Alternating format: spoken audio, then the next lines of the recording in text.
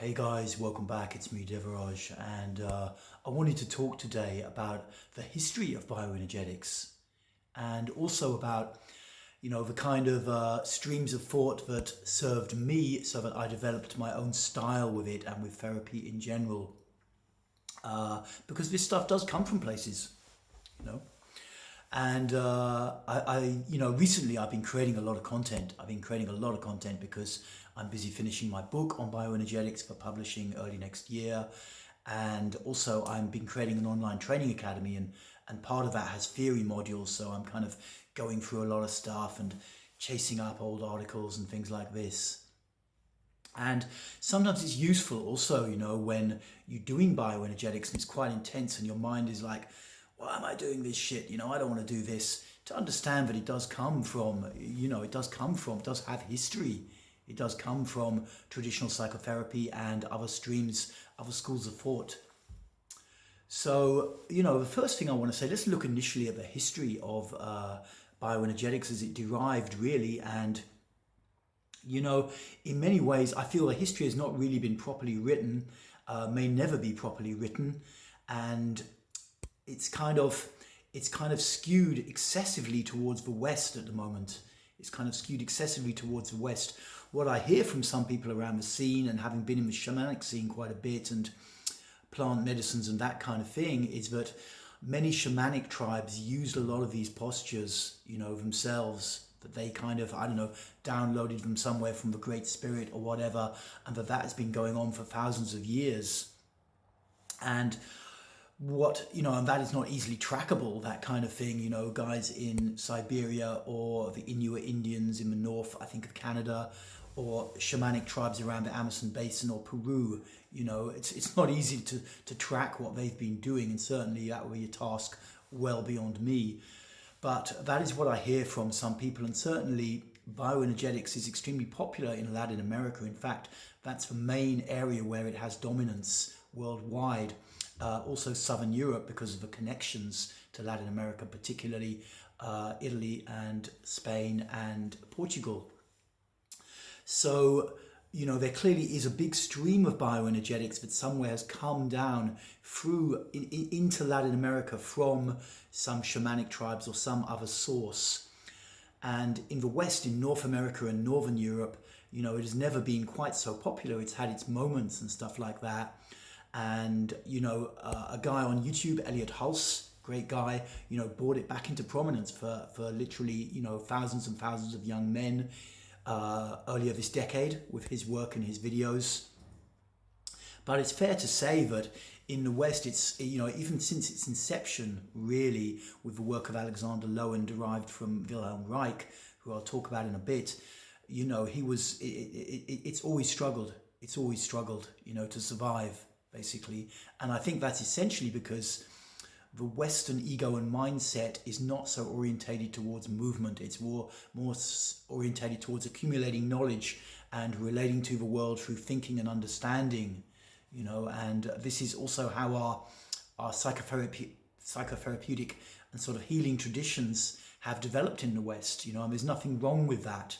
But, it's not necessarily the only tool, and it's not necessarily the best tool or the tool to be used in isolation, the intellect. If we do look at with the intellectual approach from the West, really, essentially where we'd go back probably to the 1800s and to the mid-1800s, when neurology, particularly in England, France and Germany, neurologists who were studying the brain and studying essentially people who seemed to be abnormal or not as normal as the people around them, and trying to isolate what was going on in their brain that made them different and look at a mechanism to treat it and to heal it, to change it essentially. And they would study, classically hysteria was always the thing that you would study in those days, back in the 1860s and 70s. And I think as early on as the 1860s, 1870s, around Germany, France and Britain, the notion of there being an unconscious mind developed. And this essentially means that there are forces within the human psyche which are not consciously accessible, but which are nevertheless driving thinking and behavior. So this notion of an unconscious mind, I think the term came from German originally. I think even Samuel Coleridge, the poet, brought it into the English language. I'm not quite sure about that. Certainly guys like Jean-Martin Charcot in the 1860s and 70s, a very famous French neurologist, was busy with the unconscious mind. And so probably by around 1870, 1880, you know, it was widely understood by neurologists, you know, people studying the physical anatomy of the brain, that there seemed to be some kind of unconscious mind, but no one was really sure where it was. And then in the 1890s, a big thing happened, and that came from the Austrian, originally a neurologist himself, I believe, Sigmund Freud, a very famous guy.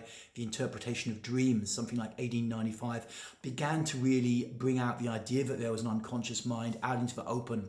And from there, it achieved a lot of popularity. You know, the concept really took hold. You know, it had been sitting there in certain elite elements of science for about 30 years. And then it started to come out into be wider understood, and, you know, learned men across Europe would discuss about the unconscious mind and what was it, you know, and this kind of thing.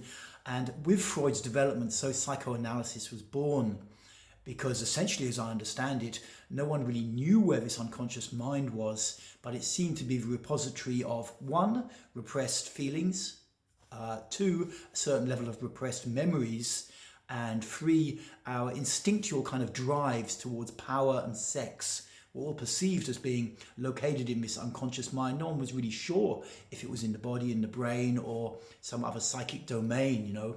Things weren't quite as tight to materialist. Scientific materialism wasn't as dominant back in the 1890s and the early part of the 20th century. So no one really knew where it was. But the idea certainly took hold because it seemed to make sense to a lot of people, and a lot of people who were busy with treating people. So from around the 1890s onwards, the idea of an unconscious mind became very popular. And things chugged along a bit, you know. After Freud, there was a guy called Carl Gustav Jung. You probably heard of him, a very famous psychoanalyst.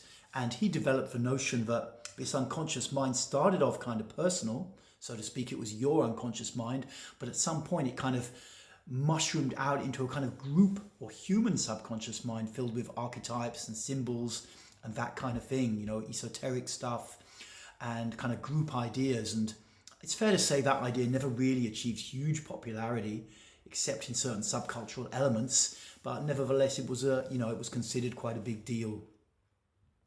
And a student of Carl Jung, I believe, was Wilhelm Reich. And Wilhelm Reich's a really interesting guy who, you know, was probably at times a little bit crazy maybe, and possibly not as, you know, as psychologically grounded as he might have been. But, you know, that's often the way with people who bring in very innovative ideas. Wilhelm Reich rose to kind of popularity, should we say, in the 1930s, the late 20s and 30s, I think, you know, essentially around Germany and Northern Europe originally.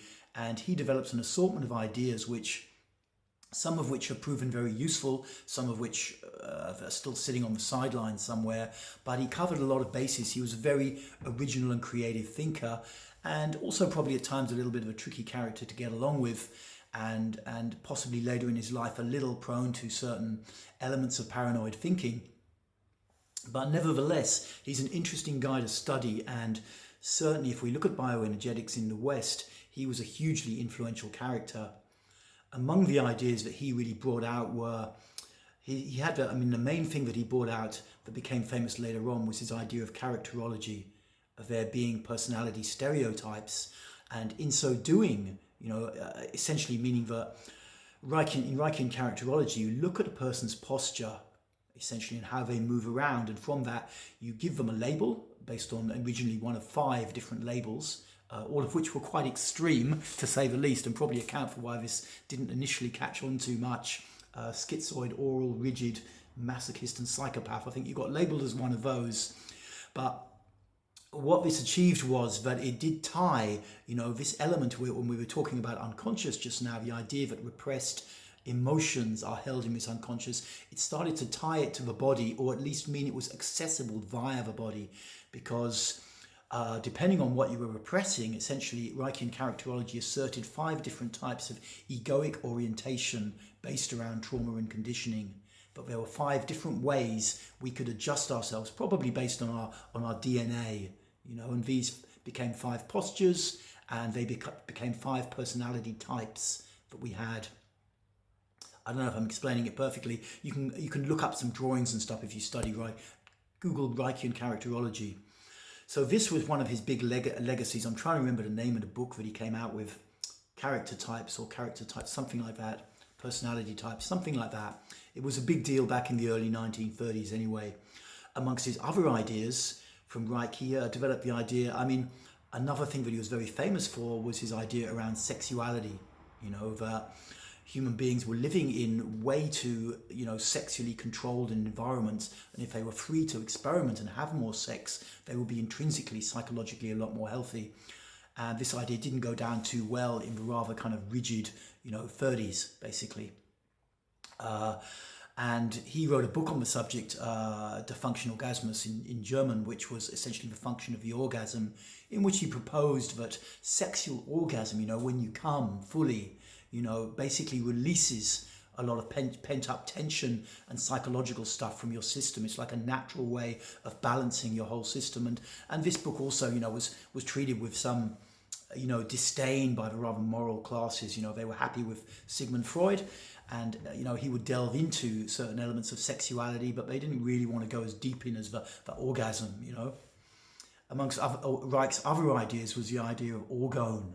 You know, in the West there was never a concept of life energy, and you know, in many Eastern philosophies we had this concept, chi or ki in Japanese, you know, in chi in Chinese, chaya, prana in Hindu, chaya in Kabbalah Hebrew, you know, but in the West we never had the idea that there's life energy itself, you know. And so he proposed this, and he called it Orgone, and he developed a machine called the Orgone accumulator, which I believe was made of like layers of, it was like a box made of layers of organic and inorganic material, which was meant to step your orgone up, your natural body energy, and promote health.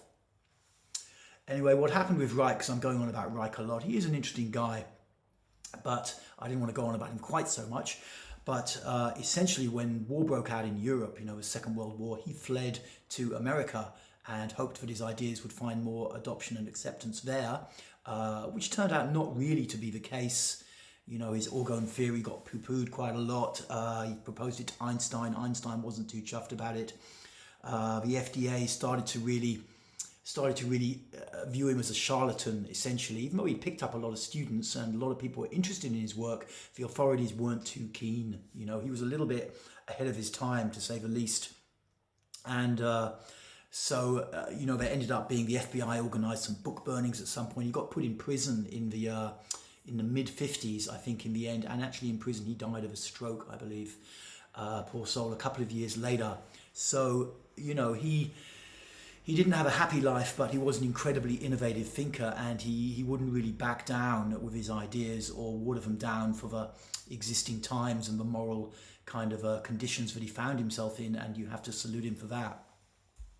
And really from Reich came all of the kind of Western bodywork, body psychotherapy techniques, you know, either from his students directly, like, well, Alexander Lowen was one. There was another that Lowen was in, forgot his name now, should have checked that before I did this video. But there was another chap that Lowen originally worked with, who was a Reichian student, and a lot of other students, Jack Painter, who's a chap who created pelvic heart integration. Was that him? God, I should have researched this stuff a bit more, but you can look it up. You can look it up if you're interested in the students of Reich and what they got up to. But really, of all the big kind of bodywork schools that came out of it, they came out of either directly out of Reich's work, or they were, you know, people highly influenced by Reich's work. So whatever, you know, Reich's legacy has been immense, you know, despite the kind of sadnesses of his own life. And Alexander Lowen was the guy who coined the term bioenergetics, essentially, as I recall. And it was actually, he was quite heavily criticized by the scientific mainstream for doing this, because the word bioenergetics was already being used by biochemistry and people involved with cell biology and that kind of thing, a quite unrelated field. And they thought it was not very professional of him to go around calling his thing bioenergetics, derived from Reich's work, you know, and creating confusion, which I sympathize with, actually. I think it also was not such a good idea, really. It hasn't really supported things, in my opinion, but how it is how it is. We have this term bioenergetics, and if you search it online, you'll either find stuff about what I'm doing and what Lowen was doing, or you'll find stuff about cell biology, basically. So, in fact, what Reich developed was originally came from Reichian characterology, and it was called Reichian body-orientated psychotherapy, I believe. And from there, he developed his ideas of psychotherapeutic practice, involving body work, essentially. And, people still study this to this day. He wrote, Lowen, I'm not a huge fan of Lowen, personally. I mean, I think he's great and stuff, but I'm not like, wow, Alexander Lowen.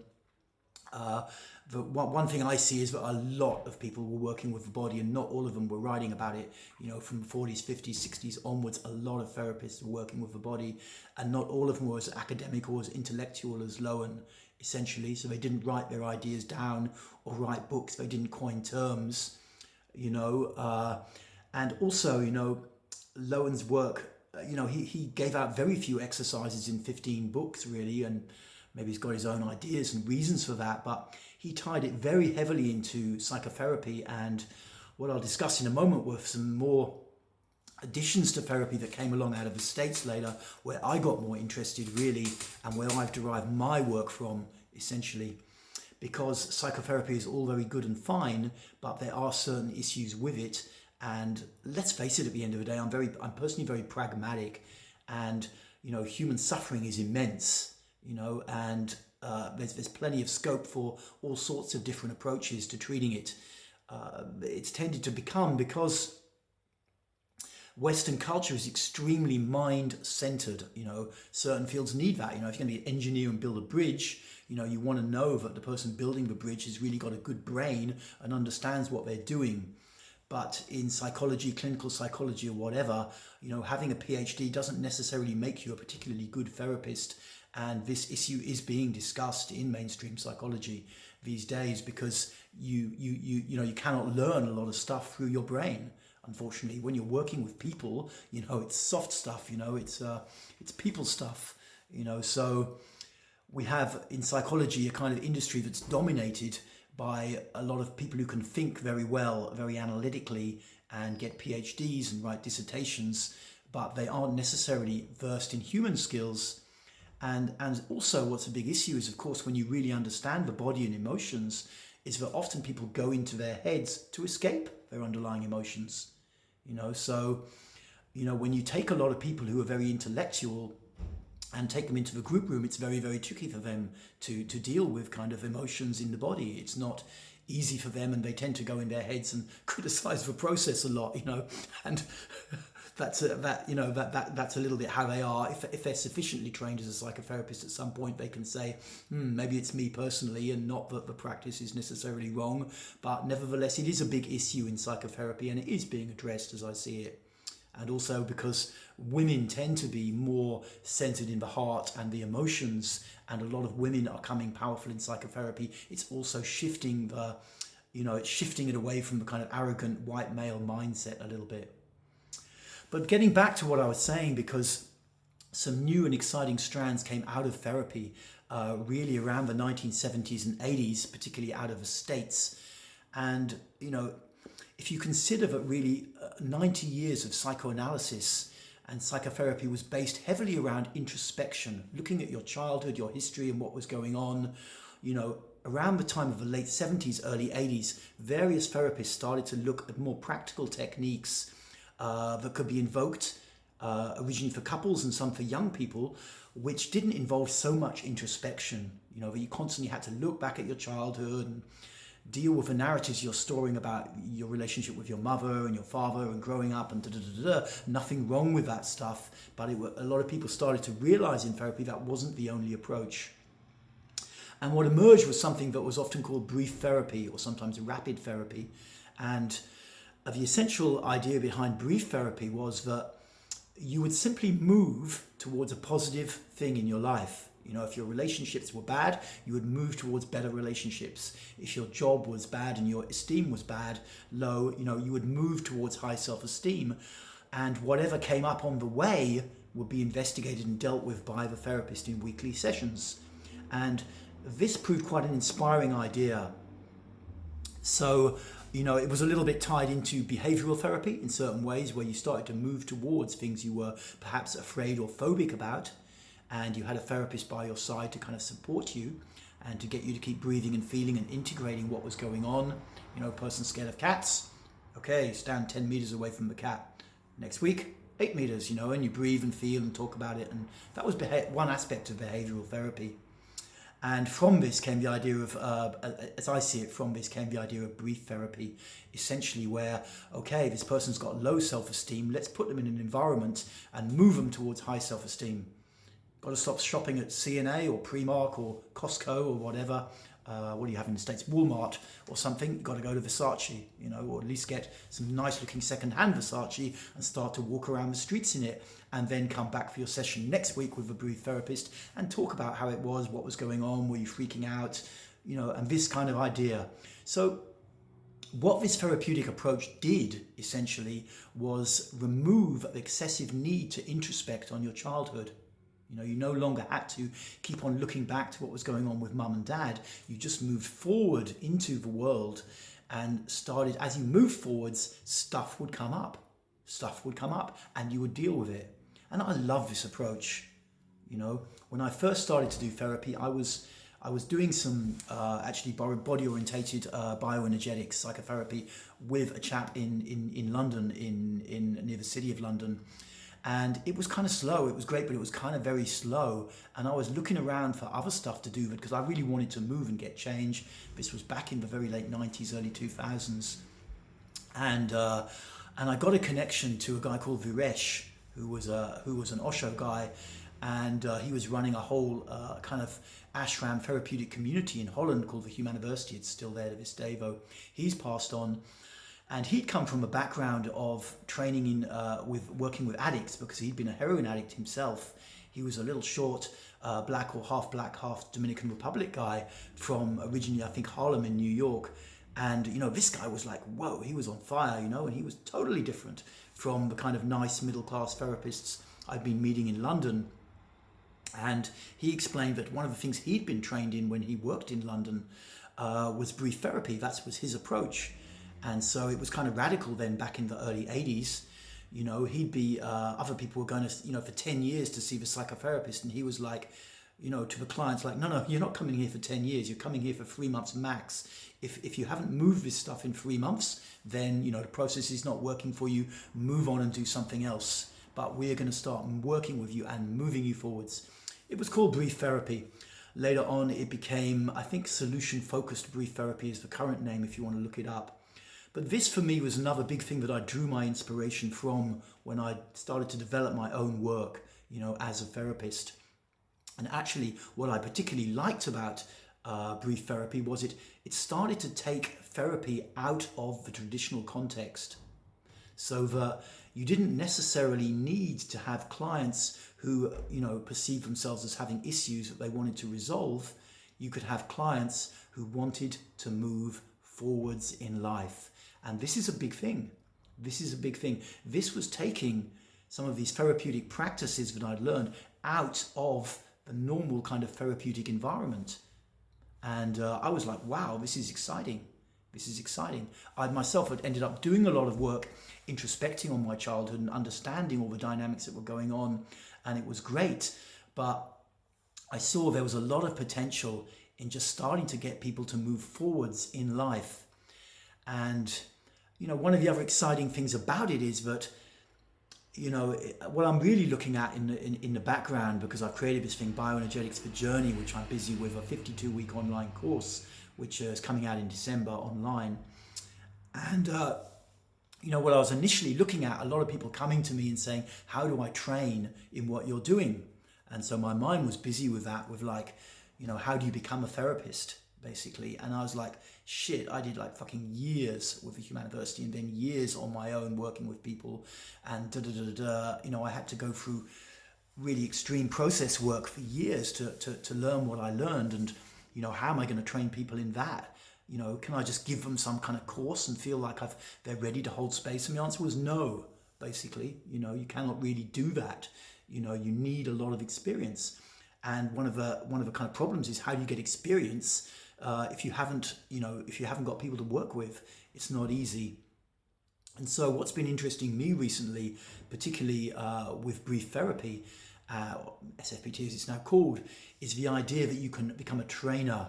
You can take people who are not presenting themselves as having big psychological issues, but who simply want to be much more effective at work, in their social life, in their love life, and get their lives together and move forwards, and use this approach for them. You can use bioenergetics for these guys, people who are not coming saying, I've got this huge issue, I've got this, I've got that. They just want to step up and be better. And of course there will be underlying psychological issues, but that stuff comes up as you go along and you can clear it. And so what I find so revolutionary about this kind of concept of brief therapy that came out of the 80s is you no longer have to look back, and you no longer have to consider that you're going to therapy. As a client, I was happy to go to therapy because I considered I was utterly fucked up and I needed therapy. But I see a lot of young people don't necessarily want to have therapy, don't necessarily need to have any kind of therapy, but they want to step up and move forwards. And these guys I feel very motivated personally to support. So I'm looking, in the longer term, how can we create courses for people to become trainers in what I'm doing? Not to use bioenergetics as a therapeutic tool, but to use bioenergetics as a step-up tool. Okay, so I think I kind of come to the end. It's like that's a little bit what I wanted to talk about, really. The whole history of bioenergetics and where it came from. I mean, I didn't include in the history of bio. I didn't include stuff about Osho, the Bhagwan, who did create essentially a framework where a lot of particularly very talented American therapists came together and studied each other's work. I didn't really talk about Elliot Hulse, who brought it back out into the mainstream, absolutely well done, But I covered really I covered in this talk what I want to talk about how I'm using bioenergetics now. I have my therapeutic practice for people who present with issues, and workshops for those guys as well. I'm running a depression and anxiety one in about a month's time, and other stuff. But I also mix in with that, or separate work, with people who just want to step up and be the best. They want to step up and be the best, have the best life they can have. Because virtually everything that's blocking us from having a good life is essentially in the body. It's repression, it's repressed emotions. And you don't necessarily need to introspect on that extensively with psychotherapy in order to overcome it. This is a little bit of a debate I've been having with some guy who comments on my streams a bit, a little bit hostile, I think, but whatever. But, the simple case is that unless you're very, very mind-centered, or you've got very big trauma, which you've avoided by going into your mind and thinking a lot, you don't necessarily need to engage excessively with your past in order to step up. You simply don't. I see evidence of that on a regular basis. Usually with young people who are coming for bioenergetics, yes, they come and they want to step up and move forwards, and then stuff does come up as they go along and it needs to be addressed and talked about, and of course that stuff is in the past, but it doesn't require extreme levels of introspection. So, to continue a little bit, I'm covering a few bases in this video, but this whole question that, do you need to do psychotherapy in league with bioenergetics, which was the kind of approach that Lowen developed? I would say absolutely not. You may do, there's nothing wrong with psychotherapy. And if you are an extremely mind-centered thinking kind of person, it may really support you to do it, because it is not easy for the ego to let go. We cling to negativity because it's all we know, and people who are not so in their body, it may be difficult. They may really support them to move forwards, to do psychotherapy as well, and to uncover all of that stuff. But for people not in that class, in that category, I don't think there's a need so much. And anyway, when we get going with the journey, bioenergetics, the journey, it'll be an exciting environment where we can see, how much change can be created in people without excessive psychotherapy, simple as that. Just working with the body, it's an interesting experiment, and I'm looking forward to it. I'm busy at the moment trying to create some kind of support forums for it and that kind of thing. Not being a super techie, it's taking me a little while, but I'm pretty on track to get this thing moving in December.